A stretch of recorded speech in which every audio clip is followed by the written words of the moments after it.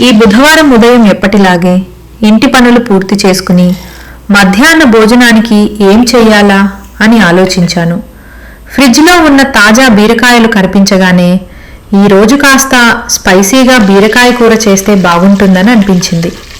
వెంటనే ఉల్లిపాయలు, టమాటాలు, పచ్చిమిర్చి సిద్ధం చేసి కారం కాస్త ఎక్కువగా వేసి కూరను ఎంతో రుచిగా తయారు చేశాను.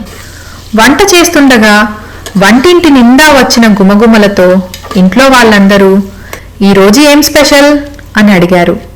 కూర బాగా ఉడికి నూనె పైకి తేలినప్పుడు చూడటానికి కూడా చాలా బాగుంది.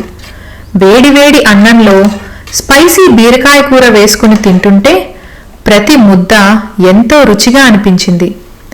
కాస్త కారం ఎక్కువగా ఉన్నా ఆ రుచికి అందరూ మళ్లీ మళ్లీ వడ్డించుకుని తిన్నారు. భోజనం చేస్తూ కుటుంబ సభ్యులంతా కలిసి నవ్వుకుంటూ మాట్లాడుకోవడం, లాడుకోవడం మరింత ఆనందాన్ని ఇచ్చింది.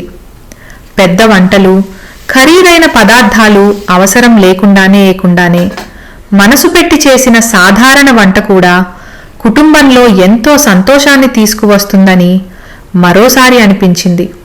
అలా ఈ బుధవారం స్పైసీ బీరకాయ కూరతో మా ఇంటి మధ్యాహ్నం గుమగుమలతో, నవ్వులతో, ఆనందంతో ఎంతో అందంగా గడిచిపోయింది. చిన్న చిన్న సంతోషాలే జీవితాన్ని అందంగా మార్చేస్తాయని మనసులో అనిపించింది.